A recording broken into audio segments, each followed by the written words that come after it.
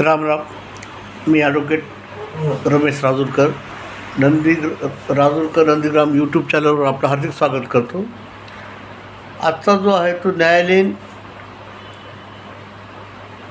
कार्यपद्धती याबद्दलचा तिसरा एपिसोड आहे आणि हा शेवटचा आहे. सुप्रीम कोर्ट जी भूमिका घेते सरकारच्या विरुद्ध, म्हणजे न्यायपालिका आणि सरकार शासन यांच्यामध्ये एक युद्धाचं वातावरण निर्माण झाले शाब्दिक.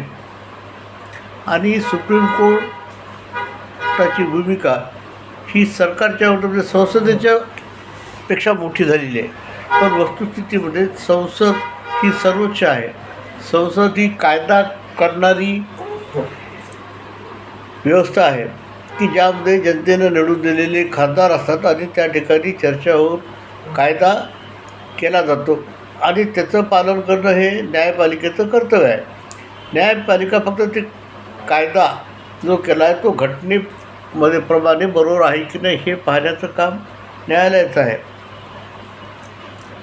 संविधानामध्ये जे काही कलम दिलेले आहेत त्यामुळे कोणत्या प्रकारचा हार होत नाही जनतेला याचा आणि देशाला याचा विचार करण्याची ही ती न्यायपालिकेचं काम आहे. आता प्रश्न आहे की न्यायपालिकेमध्ये ज्युडिशरी रिफॉर्म येणं आता महत्त्वाचं झालेलं आहे. केंद्र सरकारने या बाबतीमध्ये ज्युडिशियल रिफॉर्म तयार करणे आणि अकाउंटेबिलिटी तयार करणे फार महत्त्वाचं आहे. याशिवाय आता पर्याय नाही. सर्वसामान्य माणसाचा न्यायालयीन प्रक्रियेवरचा विश्वास उडत चालला आहे आणि त्यात सर्वात महत्त्वाचं आहे की न्यायालयामध्ये प्रलंबित असलेल्या खटल्यांची करोडोमधली संख्या, हे कधी यामध्ये सुधारणा होणार आहे की हे जे प्रकरणं प्रलंबित आहेत त्यासाठी आणि खटल्याची अपीलं जे होत जातात त्याला कुठंतरी रोक लागलेली पाहिजे. माझं असं पहिलं मत आहे की तालुका मॅजिस्ट्रेट जो आहे JMFC किंवा त्याला सिव्हिलचा CJJD म्हणतो, त्यांचे दिलेले जजमेंट डिक्लेअर करण्यापूर्वी डिस्ट्रिक्ट जज जिल्ह्याच्या लेवलवर 2 न्यायाधीश, जिल्हा न्यायाधीश असावे की त्यांनी ते निकाल पाहावेत. कायद्याच्या कसोटीत उतरत आहेत का, फॅक्ट्स आहेत का आणि निकाल बरोबर आहे का, आणि त्यानंतर तो निकाल जाहीर व्हावा. त्यानंतर जिल्हा लेवलवरचे जे जिल्हा न्यायाधीश आहेत त्यांनी दिलेले निकाल देण्यापूर्वी हायकोर्टाच्या 2 जजेसनी पाहावेत त्यांची फॅक्ट्स, कायदा, आणि त्यानंतर ते निकाल घोषित करण्यात यावेत. म्हणजे काय होतं की चुकीचे निकाल दिल्यामुळं त्या पक्षकाराला जो सुप्रीम कोर्टाच्या अपिलापर्यंत मानसिक त्रास सहन करावा लागतो, आर्थिक त्रास सहन करावा लागतो आणि सिव्हिलच्या बाबतीमध्ये तो वंचित राहतो त्या प्रॉपर्टीपासून. त्या पक्षकाराचं आयुष्य निघून जातं. म्हणजे आजोबांनी केस करायची, नातवानी त्याचा निकाल घ्यायचा, अशी वस्तुस्थिती झालेली आहे. म्हणून यासाठी जे खटले प्रलंबित आहेत ते त्वरित निकाली निघावे त्यासाठी काहीतरी नवीन यंत्रणा उभी करणं महत्त्वाचं आहे.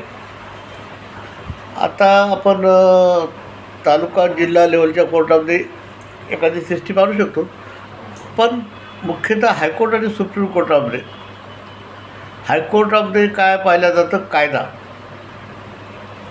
तो त्याचा मेरिट असतो. त्या ठिकाणी फॅक्ट्सला काही महत्त्व नसतं. तेव्हा असे ज्या पॉईंटवर लाखो खटले आहेत की ज्यामध्ये एकच कायद्याचा मुद्दा आहे, असे एकाच ठिकाणी करून त्याची कॉमन हेअरिंग करून त्याचा निकाल द्यावा. असं सुप्रीम कोर्टात ते करतात की एकाच पॉईंटच्या कायद्याच्या पॉईंटवरचे असणारे जे काही अपील आहेत त्याची हेअरिंग कॉमन करून त्याचा निकाल दिलेला खटले त्वरित निकाली निघू शकते. त्याशिवाय हायकोर्ट आणि सुप्रीम कोर्टातले खटले लवकर निकाली निघू शकणार. आणि अपील करण्यासाठी कुठंतरी लिमिट टाकलं पाहिजे. तालुका कोर्टाचा अपील हायकोर्ट, आपलं जिल्हा कोर्ट आणि जास्तीत जास्त हायकोर्टापर्यंत. त्याच्यामध्ये अशा प्रकारची काही किंवा 3 वर्षाच्या आतल्या शिक्षा झालेले अपील हे जिल्हा स्तरावर परत निकाली निघावे ते हायकोर्टात अपील करण्यात येऊ नये, अशा प्रकारची काहीतरी रेस्ट्रिक्शन लावल्याशिवाय ही प्रलंबित खटले निकाली निघणार नाही आहेत. आणि आज न्यायालयाची जी एक भूमिका चालू आहे की संसदेपेक्षा आपण सर्वोच्च आहोत असं दाखविण्याचा हा प्रकार कुठेतरी थांबला पाहिजे. आणि न्यायालयातल्या न्यायाधीशांच्या भ्रष्टाचाराच्या तक्रारीबद्दल त्यांनासुद्धा कॉमन माणूस समजलं पाहिजे. ते पण कॉमन मॅन आहेत, कायद्यापुढे कोणी मोठं नाही. तर त्याच्यावर सर्वसामान्य माणसाची होतं जी कायदेशीर प्रक्रिया चालती तीच प्रक्रिया त्यांनासुद्धा अवलंबवण्यात यावी. हा विषय बराच मोठा होता, तरी मी 3 पार्टमध्ये थोडक्यात सांगण्याचा प्रयत्न केला. हा जो सध्या कार्यपालिका आणि न्यायपालिकामध्ये जो काही प्रकार चालू आहे, ज्यामध्ये वाक युद्ध म्हणू शकतो आपण, शाब्दिक युद्ध म्हणू शकतो, याच्यावर लवकरात लवकर काहीतरी तोडगा निघाला पाहिजे. आणि न्यायालयीन कार्यपद्धतीमध्ये अजून सुधारणा होणं महत्त्वाचं आहे. म्हणून ज्युडिशियल रिफॉर्म या मोदी सरकारनं त्वरित आणावं की जेणेकरून सर्वसामान्य माणसाला यामध्ये रिलीफ लवकर मिळेल आणि न्यायालयाच्या भ्रष्टाचाराबद्दल किंवा त्यांच्या कार्याबद्दल एक अकाउंटेबिलिटी तयार होईल. मी माझं मत आपल्यासमोर मांडलं आहे. आपलं मत माझ्या कॉमेंट बॉक्समध्ये द्यावं. जय श्रीराम.